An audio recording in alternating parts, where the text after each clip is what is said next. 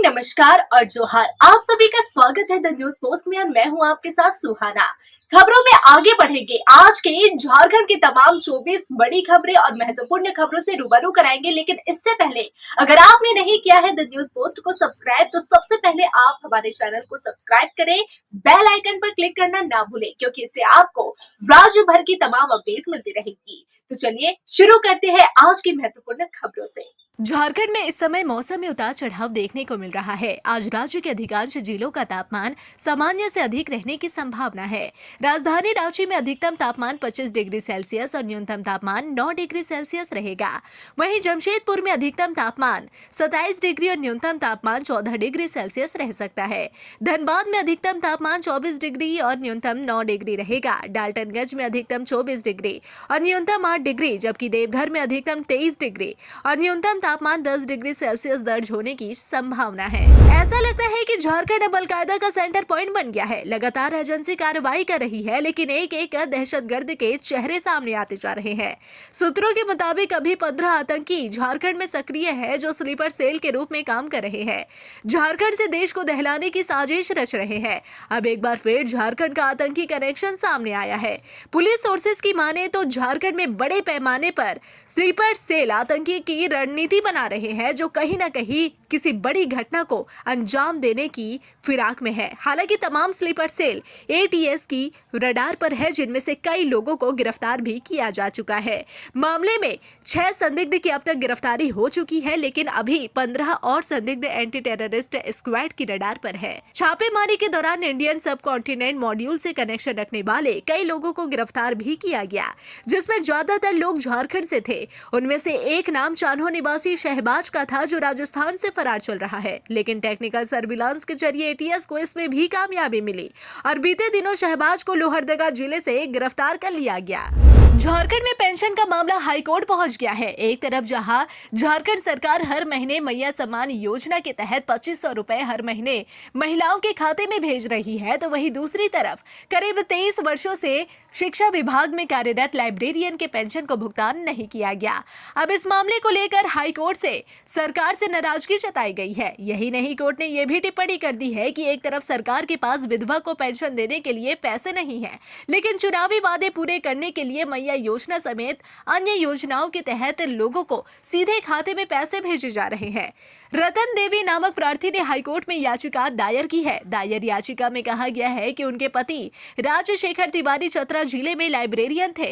उन्हें वर्ष 1999 से 2022 तक का भुगतान नहीं मिला, जो करीब 18.68 लाख रुपए है। चतरा के जिला शिक्षा पदाधिकारी ने भी उक्त राशि बकाया होने की बात स्वीकार की है। उनकी ओर से दायर हलफनामे में कहा गया है कि सरकार की ओर से यह राशि आवंटित नहीं की गई है। आवंटन के बाद प्रार्थी का बकाया राशि का भुगतान कर दिया जाएगा। सोमवार को हुई सुनवाई के दौरान प्रार्थी के अधिवक्ता की ओर से कोर्ट को बताया गया कि प्रार्थी के पति का निधन हो चुका है। बकाया भुगतान अब तक नहीं किया गया है, जिसके कारण उन्होंने हाईकोर्ट में याचिका दायर की है। मुख्यमंत्री हेमंत सोरेन की अध्यक्षता में झारखंड कैबिनेट की बैठक 29 जनवरी यानी आज की जाएगी। कैबिनेट सचिवालय ने पत्र जारी कर बताया है कि बैठक 29 की शाम 4 बजे प्रोजेक्ट भवन स्थित मंत्री परिषद कक्ष में होगी। कैबिनेट की बैठक में सरकार की ओर से विभिन्न प्रस्तावों को मंजूरी दी जाएगी। इसके लिए कई प्रस्ताव पहले से ही तैयार है। बिहार के बाहुबली सांसद पप्पू यादव हमेशा ही अपने बयानबाजी को लेकर चर्चा में रहते हैं, लेकिन उनकी ये बयानबाजी उन पर ही भारी पड़ गई। बिश्नोई गैंग के बाद अब उन्हें झारखंड के अमन साहू गिरोह से भी जान से मारने की धमकियां मिल रही है। ऐसे में अब सांसद पप्पू यादव अब झारखंड सरकार से मदद की गुहार लगा रहे हैं। केंद्र व बिहार सरकार द्वारा सुरक्षा न मिलने पर सांसद पप्पू यादव ने झारखंड के सीएम हेमंत सोरेन से सुरक्षा मुहैया कराने के लिए मदद मांगी है। पूर्णिया सांसद पप्पू यादव ने झारखंड के मुख्यमंत्री हेमंत सोरेन को पत्र लिखा है, जिसमें उन्होंने झारखंड सरकार से Z+ सुरक्षा की मांग की है। झारखंड सरकार को लिखे गए पत्र में पप्पू यादव ने लिखा है कि वे पहले बिश्नोई गैंग के निशाने पर थे, लेकिन अब वे बिश्नोई गैंग से लेकर झारखंड व देश विदेश के बड़े बड़े अपराधियों के निशाने पर आ गए हैं। लगातार जान से मारने की धमकी उन्हें दी जा रही है, लेकिन न तो केंद्र और न ही बिहार सरकार उन्हें सुरक्षा मुहैया करा रही है। 18वीं लोकसभा के सदस्य निर्वाचित होने के बाद से ही उन्हें और उनके परिवार को लगातार खतरा महसूस हो रहा है। ऐसे में वे अपनी सुरक्षा को लेकर चिंतित हैं। अगर आप भी टीचर बनना चाहते हैं तो मध्य प्रदेश में सरकारी टीचर के 10,000 से ज्यादा पदों पर भर्तियां निकली है। इसके लिए आवेदन प्रक्रिया आज यानी 28 जनवरी से ही शुरू हो चुकी है। वहीं आवेदन करने की आखिरी तारीख 11 फरवरी 2025 तक है। अभ्यर्थी जो भी अप्लाई करना चाहते हैं वह ऑफिशियल वेबसाइट esb.mp.gov.in पर जाकर आवेदन कर सकते हैं। बता दें कि मध्य प्रदेश में टीचर भर्ती की वैकेंसी माध्यमिक और प्राइमरी टीचर के पदों के लिए निकाली गई है। माध्यमिक शिक्षकों के लिए सब्जेक्ट वाइज भर्ती होगी और इसके लिए उम्मीदवार के पास संबंधित विषय में ग्रेजुएशन और पोस्ट ग्रेजुएशन की डिग्री होना अनिवार्य है।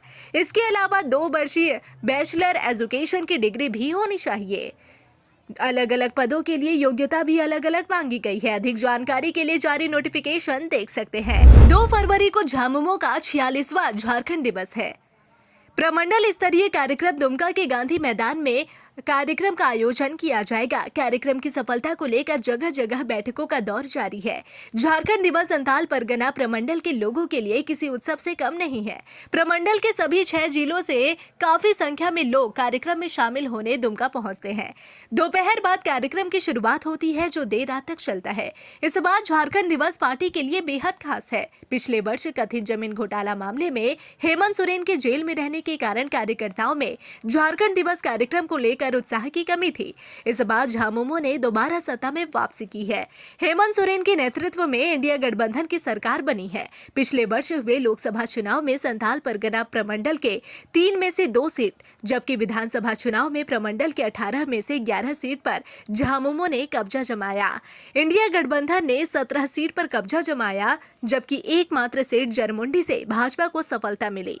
चुनाव परिणाम और दोबारा सत्ता में आने से कार्यकर्ताओं का उत्साह चरम पर है।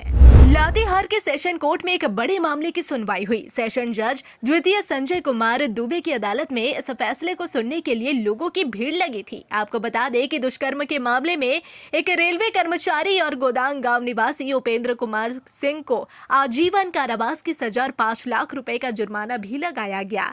आपको बता दें कि उपेंद्र कुमार सिंह उस समय लातेहार स्टेशन पर कार्यरत था। यहाँ की एक युवती को उपेंद्र कुमार सिंह ने शादी का झांसा देकर यौन शोषण किया था। इससे पीड़िता गर्भवती हो गई थी और वर्ष 2016 में पीड़िता ने एक बेटी को जन्म दिया था, मगर रेलकर्मी पीड़िता और उस बच्ची को अपना नहीं रहा था। एक शादीशुदा आदमी नाबालिग लड़की को लेकर भागा। यह अपहरण की घटना गिरिडीह जिले से सामने आई है। जानकारी के अनुसार एक शादीशुदा व्यक्ति जो एक बच्चे का बाप भी है, उसने ऐसा काम किया है जो क्षेत्र में चर्चा का विषय भी बना हुआ है। मामला पुलिस तक पहुंच गया है। मामला प्रेम प्रसंग से जुड़ा हुआ बताया जा रहा है। पुलिस को मिली जानकारी के अनुसार गांडी अंचल के अंतर्गत ताराटांड थाना क्षेत्र से यह खबर आई है। नाबालिग लड़की को एक शादीशुदा व्यक्ति लेकर फरार हो गया है। लड़की के परिजनों को जब इसकी जानकारी मिली तो पुलिस के पास पहुंचकर जांच की मांग की जा रही है। गिरिडीह पुलिस और सीआरपीएफ के संयुक्त प्रयास से एक महिला और एक पुरुष नक्सली को गिरफ्तार करने में सफलता हाथ लगी है।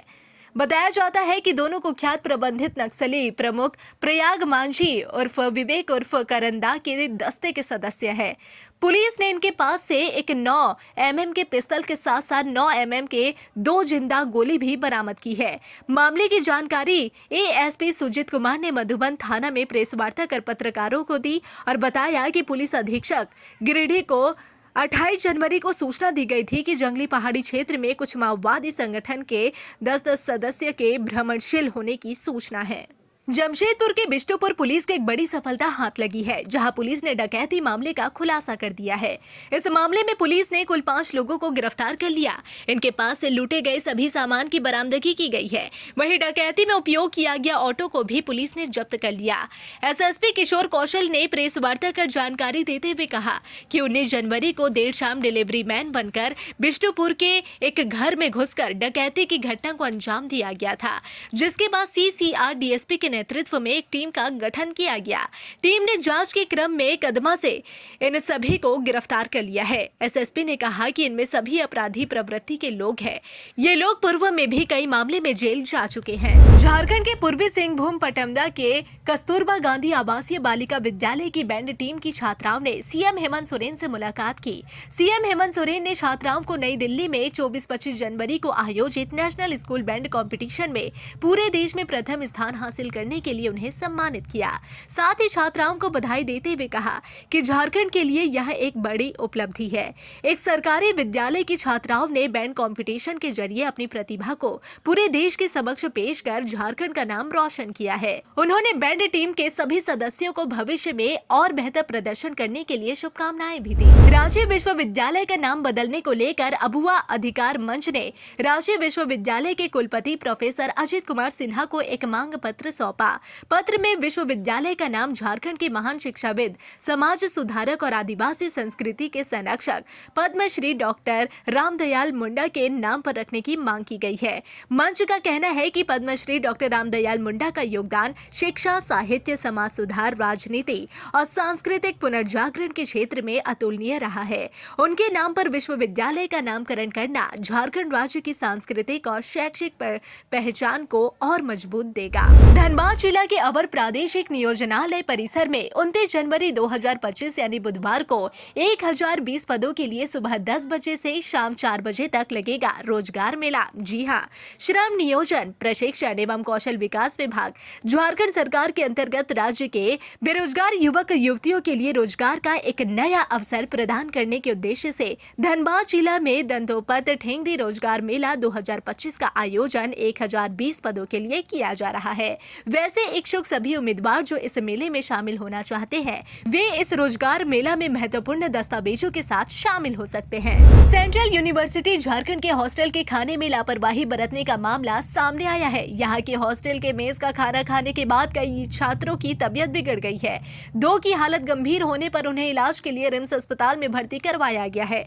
दरअसल 27 जनवरी की रात को हॉस्टल के मेस में खाने के बाद छात्रों को मरा हुआ चूहा मिला। जी हाँ, इस खाने को खाने के बाद हॉस्टल के 20 छात्रों की तबीयत बिगड़ गई। ऐसे में खाने में हुई इस तरह की लापरवाही को देख हॉस्टल के छात्र भड़क गए और मेस में ताबड़तोड़ करने लगे। एडमिन ब्लॉक के सामने रात में स्टूडेंट्स धरने पर बैठ गए। स्टूडेंट्स का यह धरना अभी भी जारी है। वहीं धरने पर बैठे छात्रों का कहना है कि 27 जनवरी को रात 8 बजे जब हॉस्टल के मेस में खाना परोसा गया तो खाने से मरा हुआ चूहा निकला, जिसे खाने के बाद 20 स्टूडेंट्स की हालत खराब हो गई। लोहरदगा के लिए 28 जनवरी का दिन हादसे का दिन रहा। जिले के शहरी क्षेत्र में एक अनियंत्रित पिकअप वैन मौत बनकर सड़क पर दौड़ी। अलग अलग जगहों पर इस पिकअप वैन के कारण कई हादसे हुए। इन हादसों में 2 लोगों की दर्दनाक मौत हो गई जबकि 3 लोग गंभीर रूप से घायल हो गए। पहली घटना एसपी आवास के पास घटित हुई। यहाँ नियंत्रित पिकअप वैन ने एक स्कूटी सवार महिला को अपनी चपेट में ले लिया। इस घटना में महिला गंभीर रूप से घायल हो गई, लेकिन यहाँ पिकअप वैन नहीं रुका बल्कि वैन और भी तेजी से भागने लगा। इसी दौरान जिला मुख्यालय चौराहे के पास इस पिकअप वैन ने एक बार फिर एक मोटरसाइकिल सवार को अपनी चपेट में ले लिया। तेज रफ्तार के कारण मोटरसाइकिल पिकअप वैन के आगे हिस्से में फंस गया, जिससे मोटरसाइकिल सवार किनारे फेंका गया और गंभीर रूप से घायल हो गया। झारखंड बीजेपी के प्रदेश अध्यक्ष बाबूलाल मरांडी आए दिन राज्य सरकार की खामियों को लेकर बयान जारी करते रहते हैं। कभी मैया सम्मान योजना को लेकर तो कभी रोजगार को लेकर बाबूलाल मरांडी हेमंत सोरेन को आड़े हाथों लेते रहते हैं। ऐसे में आज एक बार फिर भाजपा प्रदेश अध्यक्ष ने हेमंत सरकार पर निशाना साधा। उन्होंने राज्य के महत्वपूर्ण आयोग झारखंड एकेडमिक काउंसिल यानी जेएसी और झारखंड लोक सेवा आयोग यानी जेपीएससी में खाली पड़े अध्यक्ष पद को लेकर अपने आधिकारिक सोशल मीडिया प्लेटफॉर्म एक्स पर ट्वीट किया। झारखंड में भाजपा सदस्यता अभियान चला रही है। जी हाँ, इसी क्रम में आज 28 जनवरी को गोलमुरी के टुइला डुंगरी में भी सदस्यता अभियान चलाया गया। इस सदस्यता अभियान का नेतृत्व झारखंड के पूर्व मुख्यमंत्री और ओडिशा के पूर्व राज्यपाल रघुवर दास ने किया। रघुवर दास खुद घर घर जाकर लोगों को बीजेपी की सदस्यता दिलवा रहे हैं। वे यहाँ की उरांव बस्ती, पंजाबी लाइन और आम लोगों को पार्टी में शामिल करते नजर आए। पलामू जिले के स्वास्थ्य विभाग ने कई पदों पर नियुक्ति के लिए बम्पर बहाली निकाली है। विभाग ने आवेदन जमा करने की अंतिम तिथि 15 फरवरी निर्धारित की है। बहाली का पूरा ब्यौरा पलामू एनआईसी के वेबसाइट पर अपलोड किया गया है। विभाग में विभिन्न कैटेगरी में 109 पदों के लिए बहाली निकाली गई है। सभी बहाली वाली संविदा पर आधारित है और 1 वर्ष के लिए निर्धारित की गई है। कार्य के मूल्यांकन के आधार पर संविदा बढ़ाई जा सकती है। पलामू स्वास्थ्य विभाग में निकाली गई भर्ती में अभ्यर्थियों का चयन शैक्षणिक योग्यता और लिखित परीक्षा के आधार पर किया जाएगा। कुल 100 अंकों की परीक्षा होगी, जिसमें 60 अंक शैक्षणिक योग्यता जबकि 40 अंक लिखित परीक्षा की होगी। अभ्यर्थियों के चयन के लिए सभी आरक्षण के बिंदुओं को निर्धारित किया गया है। आवेदक को निबंधित डाक या स्पीड पोस्ट से आवेदन भेजना है। राजधानी रांची की शांति व्यवस्था को भंग करने की साजिश को पुलिस ने नाकाम कर दिया है। कुछ असामाजिक तत्वों के द्वारा एक मंदिर के सामने किसी पशु का खून फैलाकर माहौल को खराब करने की कोशिश की गई, लेकिन पुलिस की सजगता की वजह से असामाजिक तत्व अपने मंसूबे में कामयाब नहीं हो पाए। घटना रांची के पंडरा ओपी क्षेत्र में एक मंदिर के पास हुई है। असामाजिक तत्वों ने जानवर का खून मंदिर के पास फैलाकर माहौल को खराब करने की कोशिश की। हालांकि जानकारी मिलते ही रांची पुलिस तुरंत मौके पर पहुंची और स्थिति को संभाल लिया। इससे पहले ही कोई अफवाह उड़ाई जाए, पुलिस ने जमीन से खून को पानी से साफ करवा दिया। लातेहार के बालूमाथ में 26 जनवरी को सड़क हादसे में घायल बच्चों में एक संजय उरांव नामक एक ने रिम्स में इलाज के दौरान दम तोड़ दिया। इसके अलावा 2 अन्य की हालत गंभीर बताई जा रही है। झारखंड सरकार भारतीय महिला हॉकी टीम की कप्तान और ओलंपियन सलीमा टेटे और ओलंपियन निकी प्रधान को हरमू में भूखंड आवंटित करने जा रही है।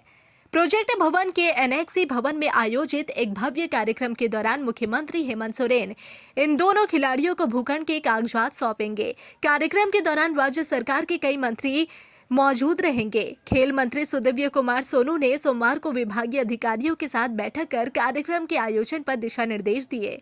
झारखंड राज्य आवास बोर्ड ने 14 अगस्त 2024 को अपनी 74वीं बैठक में यह फैसला लिया था कि सलीमा टेटे और निकी प्रधान को 3750 वर्ग फीट जमीन आवंटित की जाएगी। सलीमा टेटे को प्लॉट संख्या 10B और निकी प्रधान को प्लॉट संख्या 10A आवंटित किया जाएगा।